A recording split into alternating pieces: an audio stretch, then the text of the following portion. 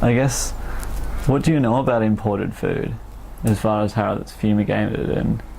Well, I know more than I used to because it started when a customer said to me,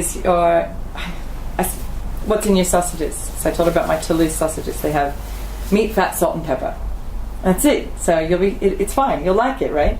She said, oh, but is the salt organic and is the pepper irradiated? And I went, I don't know. I got out Portlandia. I didn't know. First of all, salt is inorganic, so it's kind of a silly question.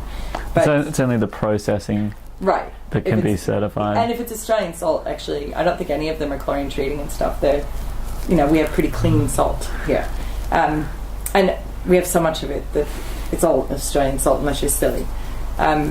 The pepper was a more interesting question for me. At first, I didn't think it was interesting at all because I get what irradiation is, but for something that is like 0.002% of my sausage, I'm a little less worried about whether it was irradiated, to be honest. But I thought, but maybe I should be more worried. So I started looking, and I found steam-treated pepper from Malaysia. I can't get any Australian pepper that I've been able to find in the quantities I need.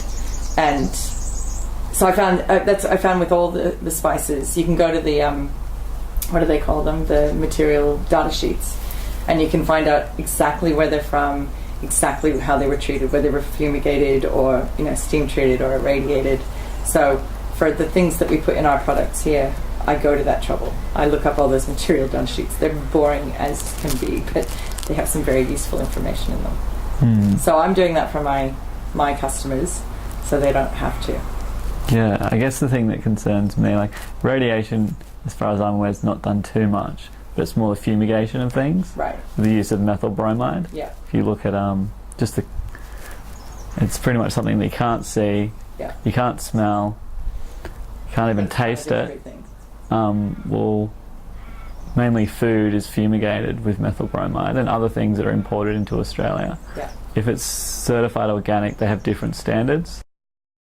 Imports container loads of nuts. Yeah. And the way she has to get around that, because under certified organic standards, you can't fumigate anything. Yeah. So she has to freeze the nuts at below 40. All right. At below 14 degrees. To kill any potential bugs. Exactly. Yeah. Or the other option is you can heat them. So you've said your pepper is steamed. Yeah. That's the other way of getting around fumigation. Yeah, right. Because I guess with something like nuts, then you can't sprout them. Or like lentils and things, then you can't sprout. Yeah.